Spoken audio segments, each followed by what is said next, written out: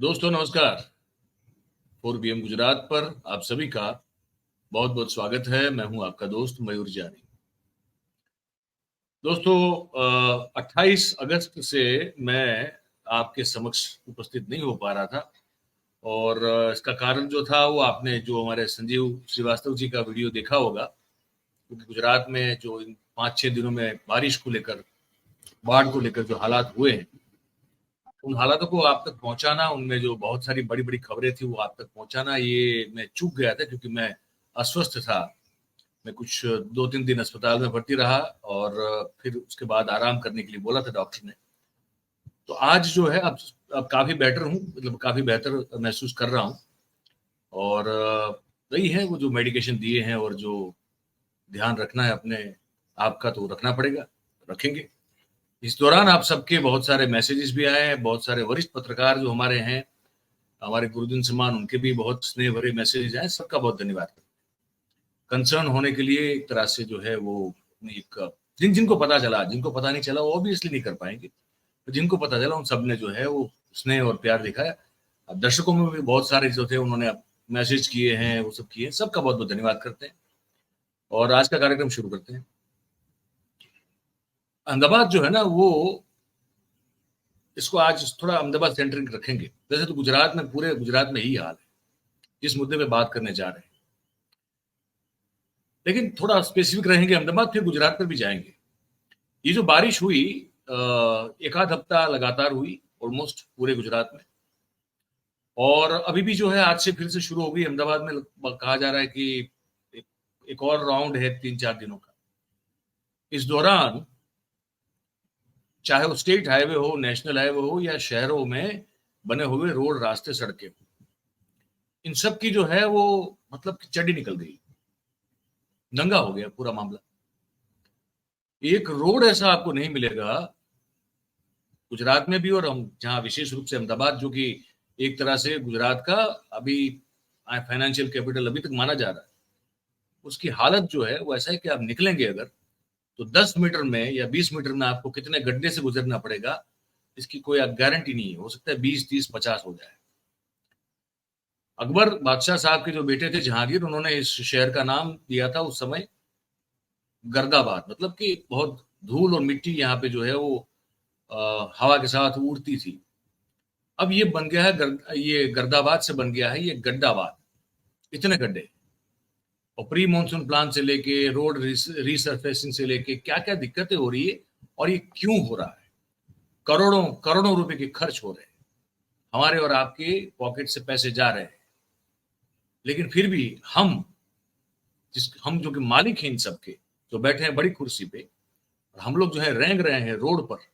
लोगों को पता नहीं कौन कौन से जो है हेल्थ इश्यूज हो रहे हैं, ऑर्थोपेडिक इश्यूज हो रहे हैं, इन सब पर बात करनी है हमने।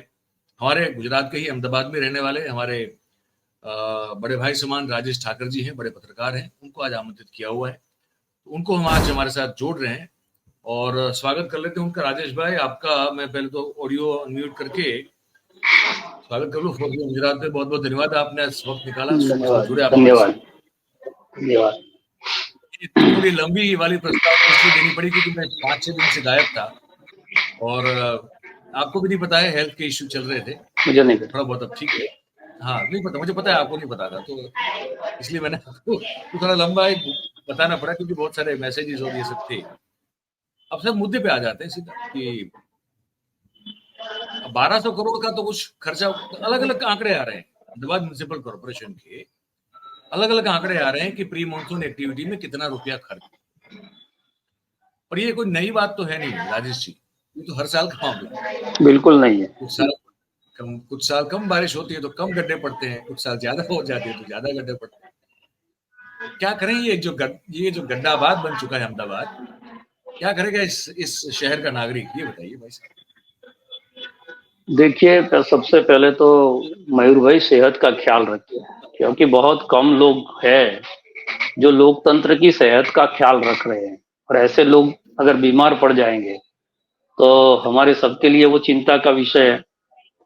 तो पहले तो सबसे पहले आपकी सेहत अच्छी रहे, और ऐसे ही आप पत्रकारिता का जो धर्म है वो बजाते रहे।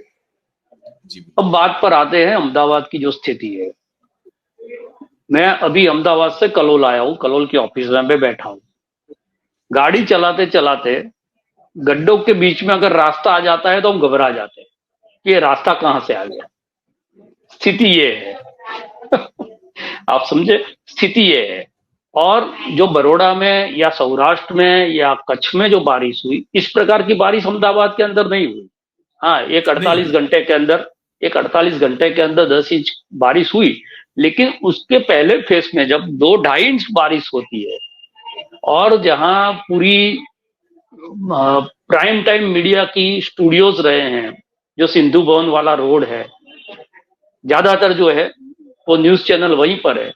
दो ढाई वहीं पे। इंच के अंदर क्या स्थिति हो जाती है वो हमने देखा है। एक स्विमिंग पूल जैसा हो जाता है, और करोड़ों रुपए की जो प्रॉपर्टीज है वो पानी में चली जाती है। वहां रहने वाले भी जो लोग हैं वो मर्सिडीज और ऑडी से नीचे गाड़ी चलाना वो अपने हैसियत से कम समझते हैं ऐसे इलाकों के अंदर। फिर आप अहमदाबाद के उस पूर्व अहमदाबाद की तो हम बात ही क्या करें, कि जहां पर जो है वो मिडिल क्लास के लोग रहते हैं, जहां इतने रसूखदार लोग रहते हैं जिनकी शासन के साथ एक कांटेक्ट बना हुआ होता है, उस इलाकों की भी ये हालत है। और जहां तक बजट का सवाल है, मैंने एक कॉरपोरेशन के इलेक्शन के वक्त बहुत खंगाल के, पूरे उनका 30 साल का शासन हुआ है यहाँ पर भारतीय जनता पार्टी का, और हर अच्छा। साल म्यूनिसिपालिटी का जो बजट होता है उसको मल्टीप्लाई किया 5 साल में, और फिर उसको मल्टीप्लाई किया 5 टर्म में, यानी कि 30 साल में। एक आप जानकर चौंक जाएंगे, एक कॉरपोरेटर को, एक कॉरपोरेटर के पास 5,000 करोड़ रुपए का डिवीजन आता है ये बजट का। आप समझो कि एक इलाके में 3 काउंसिलर है, तो इतना बड़ा बजट म्यूनिसिपालिटी का आता है, वो कहां जाता है वो पता नहीं चलता। और पुराना अहमदाबाद तो चलो छोड़िए, ये लोग कांग्रेस के ऊपर ये मत्थे मार रहे हैं कि पहले कांग्रेस का शासन था, उन्होंने कुछ देखा नहीं, ये किया नहीं। लेकिन जो नया अहमदाबाद बना है, जो हमारे रिवर है उसके बाहर का अहमदाबाद बना है, और उसमें भी सबसे बड़ा जो राजमार्ग जिसे कहते हैं, जहां से सत्ताधीशों का आना जाना रहता है, वो सरखेज गांधीनगर हाईवे की बात आप देख लीजिए। तो अभी अभी जो नए ब्रिज बने हैं पिछले 2 या 3 साल में, उसकी हालत भी आप देखिए। वैष्णो जी। देवी का अंडर ब्रिज वो स्विमिंग पूल हो गया, वहां पर बिल्कुल। जो है एयरपोर्ट जाने का मुख्य रास्ता है तो वो बंद हो गया, और बहुत किलोमीटर तक जो है वहां ट्रैफिक जाम होने लगा, लोगों को 2 किलोमीटर घूमने के लिए 13 किलोमीटर घूमना पड़ता था। तो ये बुद्धिजीवी लोगों ने क्या किया, वहां पर पंप डाल के पानी जो है बाजू में है त्रागड़ गांव, वहां पर छोड़ दिया, तो हाईवे खाली किया और गांव जो है वो पूरा समंदर में हो गया। त्रागड़ के आजू बाजू वाले चेक निर्मा निर्मा तक का जो पट्टा है, वहां पर रहने वाले लोगों ने इतने साल में इतना पानी नहीं देखा था। उतना पानी जो है वहां जाकर भर गया। वो इलाका कौन सी कॉन्स्टिट्यूएंसी में आता है, तो हमारे जो मुख्यमंत्री है भूपेंद्र भाई पटेल, उनकी कॉन्स्टिट्यूएंसी में आता है। उसके बाद आप गोदरेज गार्डन सिटी की बात कर लो, वहां पर भी जो नया इलाका है, करोड़ों रुपए के फ्लैट वहां पर बने, उसकी ये हालत कि 48 घंटे तक जो है पानी भरा, वो तो ठीक है, लेकिन पानी निकलने में 48 घंटे से ज्यादा वक्त लग गया। उसके बाद मुख्यमंत्री के इलाके में ही आता है एक रोड है जो राष्ट्रीय भावना के साथ आपको जोड़ेगा, वंदे मातरम रोड। उस रोड का भी ये हाल था, उसके अंदर भी पानी जमा हुआ, पानी जमा होने के दिन 2 दिन तक जो है वो पानी वहां पर जमा रहा, वहां से निकला नहीं। उसके बाद आप चले जाइए घाटलोडिया और चांदलोडिया वाले पट्टे पर। मैं ये सिर्फ मुख्यमंत्री के इलाके की बात कर रहा हूँ, और दूसरे कोई सामान्य एमएलए या काउंसिलर की बात नहीं कर रहा।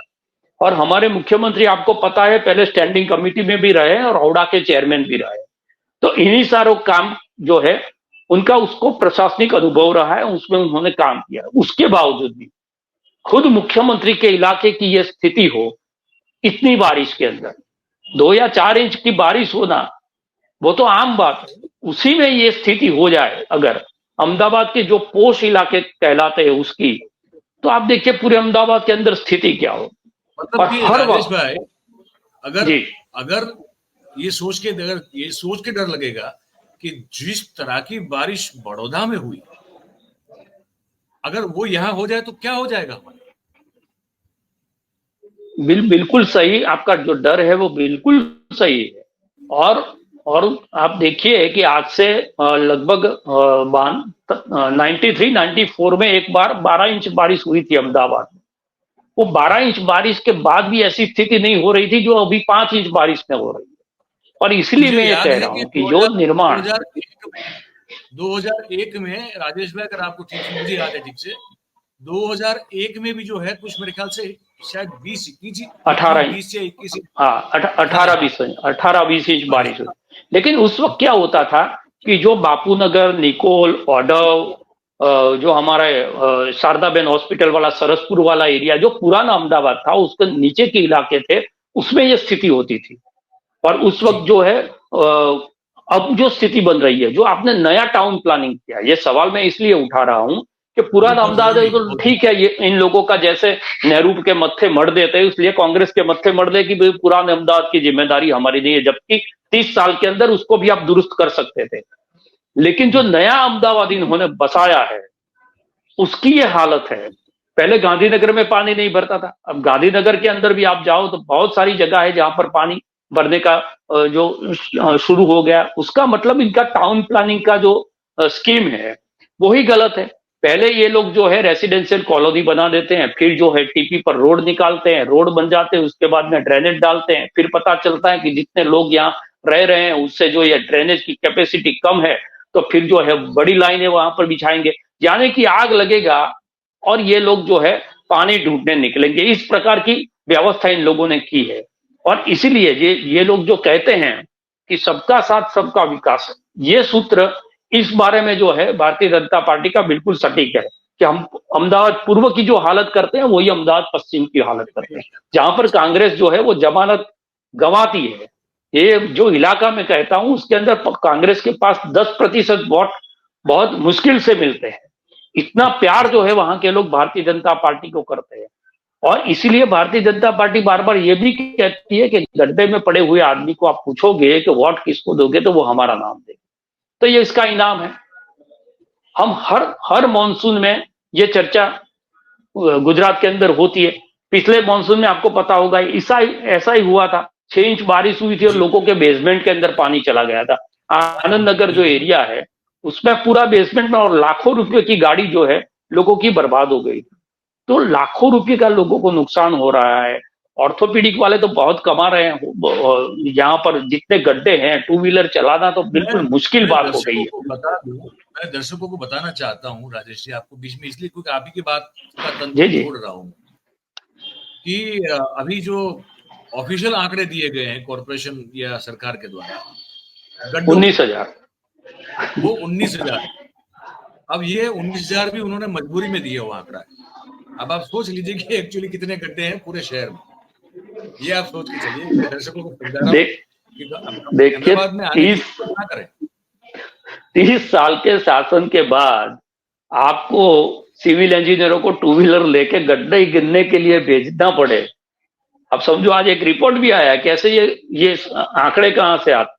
तो एक फोटो है आते हैं। इंजीनियर का, कॉर्पोरेशन के इंजीनियर का, जो गड्ढे गिन रहा है। तो ये, और ये 19,000 ये लोग बोल रहे हैं, लेकिन स्थिति वो है जो मैंने बताई कि गाड़ी चलाते चलाते बीच में रास्ता आ जाए तो हम चौंक जाते हैं, ये रास्ता कहां से आ गया। ये स्थिति है। और यहाँ पर ऐसा नहीं है कि अहमदाबाद के जुड़े हुए रास्तों में ऐसी स्थिति नहीं है। अहमदाबाद से बाहर निकलने के जो स्टेट हाईवे है, जिसका टेंडर बहुत बड़ी बड़ी कंपनियों को दिया जाता है, जहां पर टोल जो है वो कलेक्ट करके उसका जो मरम्मत करनी पड़ती है, वो सारे रास्तों का ये हालत है।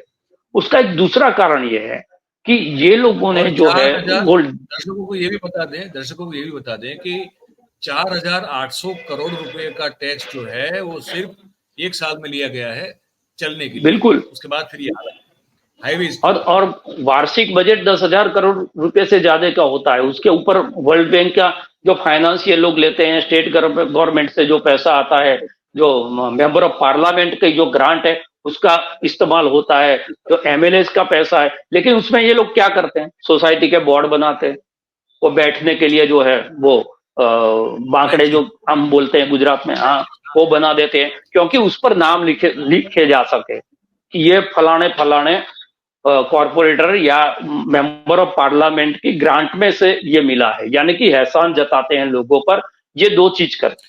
जैसे लेकिन वो भी जहां तो पर बहुत वो बड़ा पैसा, वो स्कैम है, वो बहुत भी बड़ा, वो अलग वो से भी बात करें कभी। वो डस्ट बहुत बड़ा स्कैम है। डस्टबिन में स्कैम, डस्टबिन में स्कैम, कचरा उठाने में स्कैम, रास्ते बनाने के अंदर स्कैम।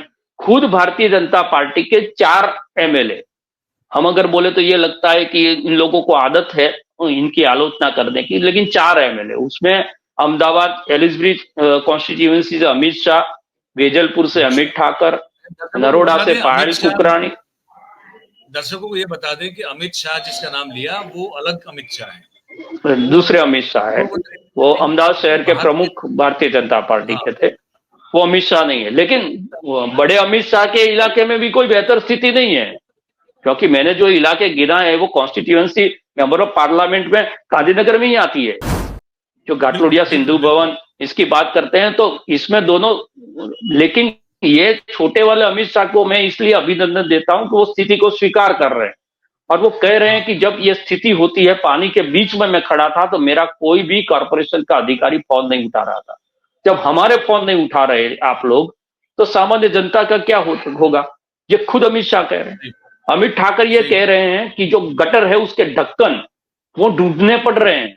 और मैंने 3 महीने पहले जब मॉनसून प्लान का जो मीटिंग था उसके अंदर बोला था सारे म्यूनिसिपालिटी के अधिकारियों को कि आप पहले से ये जी चिन्हित कर लो कहां कहां ये ढक्कन है, तो पानी के अंदर उसको खोला जा सके, क्योंकि पानी जब जी भर जाता है तो फिर वो मिलते नहीं है। तो वो ये कह रहे जी हैं। बिल्कुल। ऐसी बात जो है दिनेश कुशवाहा कह रहे हैं, पानी के बीच में खड़े होकर माफी मांग रहे हैं लोगों की कि जो मैंने कहा था वो तो पहली टाइम के एमएलए है, लेकिन भारतीय जनता जी पार्टी ने उससे पहले भी वहां पर एमएलए वो माफी मांग रहे हैं लोगों की। तो ये जी खुद भारतीय जनता पार्टी के विधायक है, वो कह रहे हैं कि हम जो है इसके अंदर कुछ कर नहीं पा रहे हैं, और विधायक खुद कह रहे हैं कि जब ऐसी स्थिति होती है, हेल्पलाइन नंबर तो आप डाल देते थे, हेल्पलाइन नंबर पर फोन उठाता कौन? तो कोई नहीं उठाता। लेकिन बिल्कुल। मयूर भाई, थोड़ा हमारे दर्शकों को और खास करके अहमदाबाद के लोगों को थोड़ा बुरा लगेगा मैं जो कहने जा रहा हूं, कि ये कहिए हम सर, नहीं कह बहुत सकते जरूरी। कि ये हो रहा है वो ठीक है। लेकिन ये सारी हालात के बावजूद आप अपनी अगर मदद नहीं कर रहे तो मयूर जानी और राजेश ठाकर या और कोई आदमी कितना भी बोलेगा, कितना भी जो है जी कहेगा या लिखेगा, उससे कोई फर्क नहीं पड़ेगा। क्योंकि जब चुनाव आता है तो चुनाव के वक्त ये गड्ढे भी आप भूल जाते हो, जो पानी भरता है वो भी भूल जाते मैं हो, अपना जो निजी मैं नुकसान हुआ है प्रॉपर्टी का वो भी आप भूल जाते हो। और आपका स्लोगन ये होता है कि हम तो मोदी के नाम पर वोट डाल देंगे, तो फिर आपको राजेश भाई, भुगतना पड़ेगा। राजेश भाई, राजेश भाई, मुझे मुझे आपका जो वो आलेख है ना व्यंग वाला, वो जी मैंने पढ़ा, जी। मुझे बड़ा अच्छा लगा। वो जरा आप हाँ बता वो दें वो दर्शकों को, आपने जो लिखा है वो इस सिचुएशन में आपका उसमें दर्शकों को उसको बताना बहुत जरूरी लगता है, मुझे बहुत जरूरी है ये जो आपने लिखा है। तो वो आर्टिकल में यही सेंस में लिखा है कि ये जो अभी नाराजगी है लोगों की सत्ता के प्रति, वो नाराजगी हमने सूरत तक्षशिला कांड में भी देखी थी जब आग लगी थी। जी हमने मोरबी का जी जब ब्रिज गिरा और जिस प्रकार से सोशल मीडिया के अंदर और लोग जो है अपनी नाराजगी व्यक्त कर रहे थे, हमको लगता था कि नहीं इस बार जो है ये लोग इन भ्रष्टाचारियों को सबक सिखाएंगे। राजकोट वाला जब कांड हुआ तभी हमको लग रहा था नहीं अभी पब्लिक जगी है, लेकिन जब चुनाव आता है और चुनाव के परिणाम आते हैं तब हमें लगता है जी कि ये जो है भारतीय जनता पार्टी और ये जो वोटर्स है उसके बीच का टेम्पररी झगड़ा है। पानी जैसे कम होगा इनका गुस्सा कम हो जाएगा। जैसे कोई जी मारा गया है अग्निकांड में, उसकी चिता की आग जो ठंडी हो जाएगी, उनका गुस्सा जो है ठंडा हो जाएगा। और उसके बाद वो धर्म के नाम पर, किसी के व्यक्ति के नाम पर, किसी पार्टी के नाम पर जो है, तो वोटर्स जब नागरिक मिटकर वोटर्स बन जाता है और वो जो है एक पार्टी के वर्कर की तरह सोचने लगता है, तो फिर उसका हेल्प कोई नहीं कर सकता। इसलिए मैं उसमें कहा था कि हम लोगों को इसमें बोलने की जरूरत नहीं, क्योंकि ये उनका अंदरूनी झगड़ा है।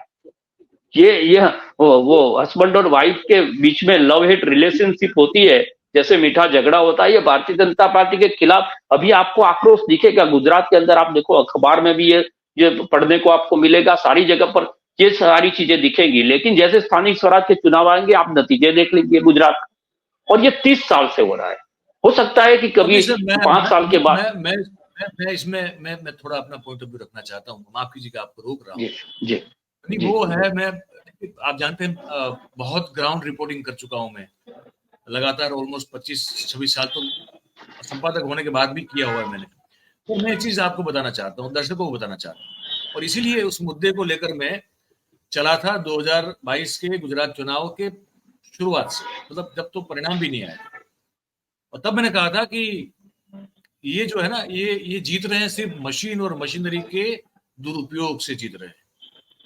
इनको सर 2010 में, मुझे याद है, आपको भी याद होगा, 2010 के कॉरपोरेशन के चुनाव, आपको याद होगा, नौलेश पटेल जाके खानपुर की, उस समय की, वो तो अमन तो बना नहीं था उस समय, खानपुर में वो जाके वो तोड़ देता है गेट को, हमला बोल देता है। नौलेश पटेल कौन, दर्शकों को बता दें, अमित शाह के जो कुछ बहुत करीबी लोग हैं अहमदाबाद में, उनमें से एक वो से एक दस आदमी, नंबर 1 से 10 नंबर, एक, उसमें उस वक्त ऐसा चलता था कि अगर मेरे और नंबर अमित का शाह उस समय जेल पिछला में थे। अंक एक है, हाँ, अगर अमित शाह का नंबर लास्ट लाइन फिगर 1 है, तो नॉलेज नहीं 2 नहीं, है, कमलेश त्रिपाठी 3 है, ऐसे 10 लोग थे जो।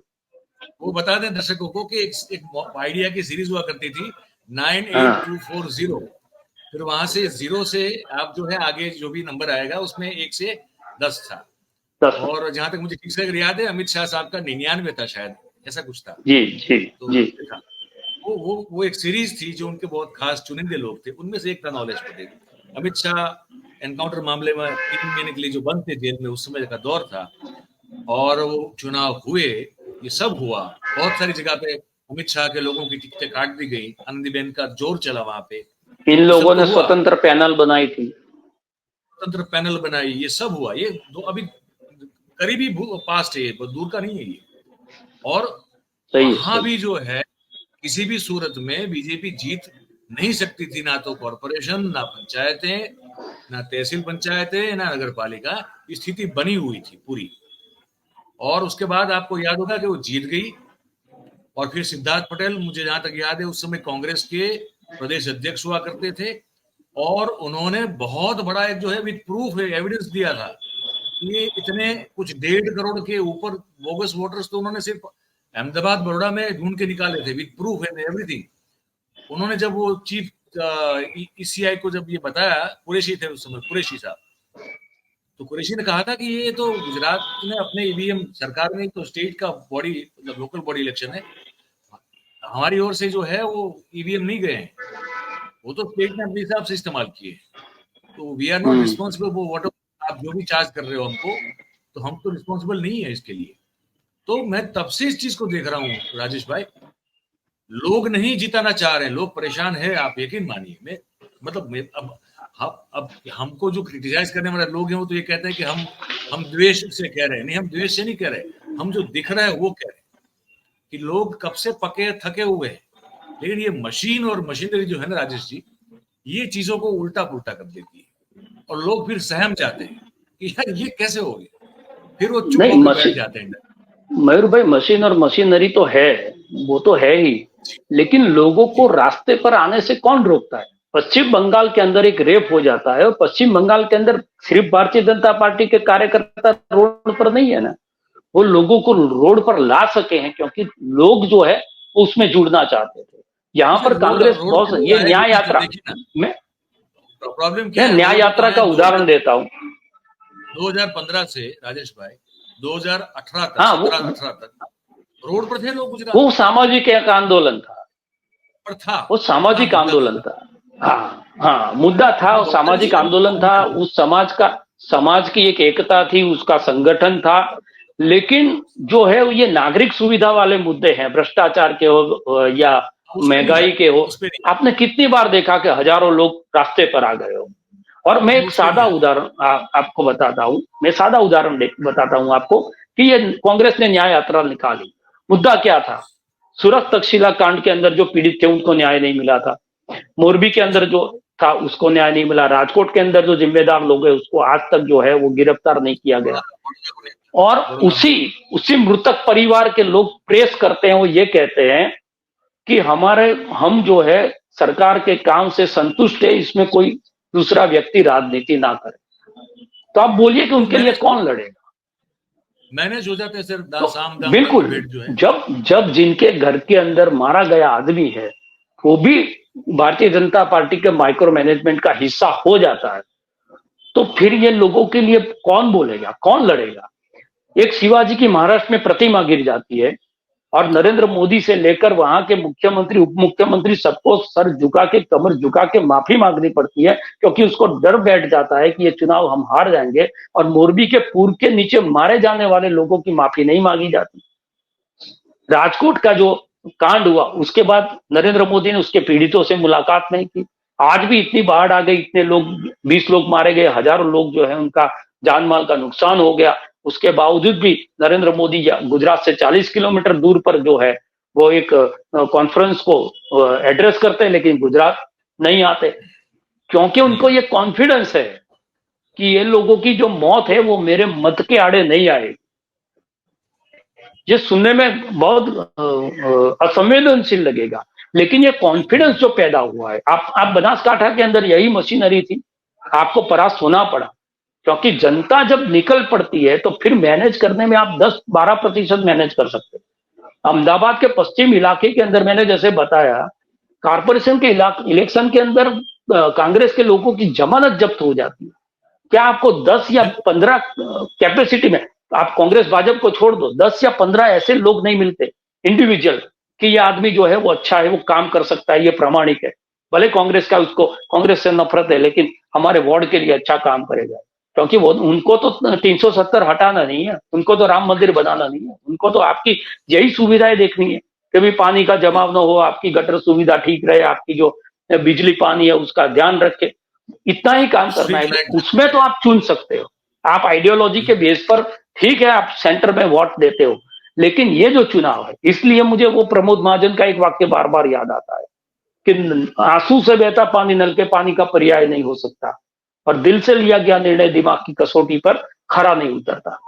ये लोग जो है वो भावनाओं में बह जाते हैं, वो दिल से निर्णय करते हैं और फिर दिमाग से कसौटी पर देखते हैं तो बार बार उनको रोना पड़ता है। आज जो लोग रो रहे हैं, आज जो लोग मातम मना रहे हैं, वही बड़ौदा के अंदर आप रिजल्ट देख लीजिए, 5 लाख 5.5 लाख मशीन और मशीनरी से 50,000 वोट से कोई आदमी जीत सकता है। 5-5.5 लाख वोट जो है वो बड़ौदा, और सिर्फ संसदीय इलेक्शन में ठीक है, लेकिन आप विधानसभा के इलेक्शन में देखिए, आप जिला और तहसील में आप देखिए, आप काम किसी भी जगह पर जो है भारतीय जनता पार्टी का हाथ ये लोगों ने नहीं छोड़ा, और इसलिए भारतीय जनता पार्टी ने इनका हाथ छोड़ दिया। जब चुनाव आता है तो उनको वोटर्स बना के, बड़ौदा के लिए तो ये स्थिति नई नहीं है, हर 2-3 साल में हो जाती है। नहीं है, ये हर साल होता है, हर साल होता है, और वो जानते हैं क्यों होता है। जिस प्रकार से विश्वामित्री नदी के अंदर वो एंक्रोचमेंट हुआ है, जिस प्रकार से जो तालाब सूखे थे, वो तालाबों को जो है वो जमीन का लेवर करके, लैंडस्केपिंग करके वहां पर स्कीम बना दी गई है। तो जो नेचुरल सोर्सेस थे पानी के जाने के, आप गांव में देखिए, जूनागढ़ के अंदर 18 इंच बारिश होती है, फिर भी ये स्थिति नहीं होती। आप देखिए कि वो सौराष्ट्र के अंदर बहुत सारे ऐसे इलाके हैं जहां पर बहुत पानी गिरा, लेकिन वो नेचुरल सोर्स। हम अहमदाबाद में जाते हैं तो हम पोल के नाम कैसे हैं, डालकी पोल, उपली सेरी, निचली सेरी, कहीं पर आपको जो है स्टेयर चढ़ के जाना पड़ता है, कहीं पर जो है नीचे उतर कर जाना पड़ता है। अगर यही अहमदाबाद सिटी को जो है वो आप लैंडस्केप करके बड़े बड़ी चौड़ी सड़कें बनाकर वहां पर भी ऐसे ही खूबसूरत फ्लैट बना देंगे तो पुराने अहमदाबाद की ये स्थिति होगी। तो जो उनका नेचुरल पानी का बहाव है उसको ये लोग रोक रहे हैं कॉस्मेटिक डेवलपमेंट के नाम। दर्शकों को ये भी बता दें कि पुराना हमारा जो अहमदाबाद है वहां पानी जल भराव की कोई स्थिति नहीं होती, वहां पानी नहीं भरता। जो इलाके में भरता है वो इलाके ऐसे हैं कि जो वो एक हम प्लेट देखते हैं जो ऊपर की ऊपरी किनारी जो है वो हाइट में रहती है, तो वहां पर बहुत देर के बाद पानी निकलता है। लेकिन जल भराव की जो स्थिति नए अहमदाबाद में या नया जो डेवलपमेंट हुआ है उसमें हुआ, उसका मतलब उनका टाउन प्लानिंग फेल है, जिसमें इतने पैसे ये लोग डाल रहे हैं। और मॉनसून आने से पहले जो आंकड़े बताते हैं, 1200 करोड़ रुपया अहमदाबाद की ड्रेनेज साफ करने के लिए डाला गया, 1300 करोड़ रुपया ये रोड हॉल और कैशपीट के पीछे 38 करोड़ बताया जा रहा है। और अब देखना, अब ये रोड टूटे उसको नया नहीं करेंगे, उसको रिसरफेस करेंगे, रिसरफेस में फिर 5-10 हजार रुपया खर्च कर देंगे, फिर वो टूटेंगे, फिर वो नए बनाएंगे। तो एक प्रकार का जो है वो पैसे बनाने का मशीन है। जब बारिश ज्यादा गिरती है तो ये पॉलिटिशियन लोग हैं वो खुश हो जाते हैं कि भाई चलो हमारी सीजन आई, अब जो है नए नए जी टेंडर खुलेंगे और टेंडर से जो है कमीशन लेकर हम कमा पाएंगे।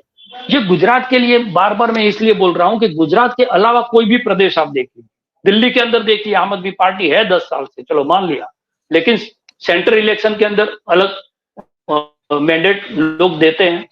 आप कर्नाटक में कांग्रेस को डरा के रखते हैं ये लोग, कभी भाजपा कभी जो इनको ला के रख देते हैं। उत्तर प्रदेश में डरा के रख दिया, इतना इतना बड़ा स्टेट जहां पर दो दो ब्रांड थी, जो हिंदुत्व का इतनी बड़ी प्रयोगशाला वहां बनाई थी। आप बिहार देख लीजिए, वहां पर भी वो कॉन्फिडेंस नहीं होता कि 5 साल के बाद तो हम ही आना है। महाराष्ट्र में ये स्थिति नहीं है, मध्य प्रदेश में नहीं है, राजस्थान में नहीं, किसी भी स्टेट के अंदर ये स्थिति नहीं है कि कोई सत्ता में बैठा हुआ आदमी ये समझे कि हम कुछ भी करेंगे, हम कुछ भी करेंगे, आने वाले हम हैं।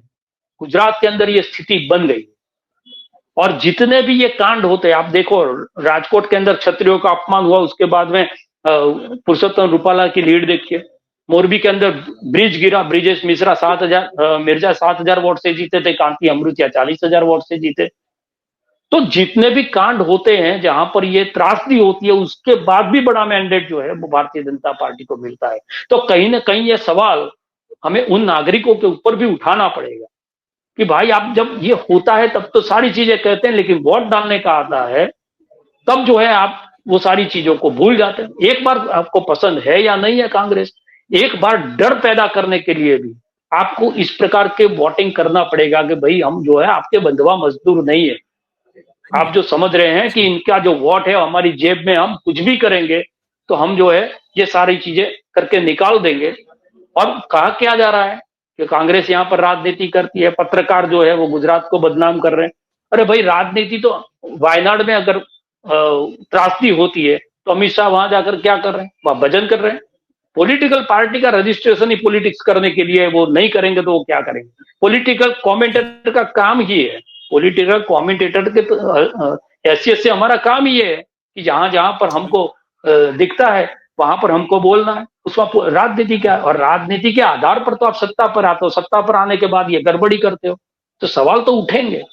लेकिन ये सवाल समय पर उठते हैं, लेकिन जब समय आता है सही रूप में इस सवाल को एड्रेस करने का, वहीं पर कहीं ना कहीं गुजरात के लोग चूक जाते हैं। और इसीलिए ये सारी चीजों को गंभीरता से नहीं ले रहे लोग, ये लोग गंभीरता से नहीं ले रहे। ये कोरोना के बाद भी हमारी डिबेट में आकर सीना ठोक कर कहते थे कि आप बोल रहे हो ये नहीं था, ऑक्सीजन है, इंजेक्शन, ये फलाना नहीं था, टिकना नहीं था।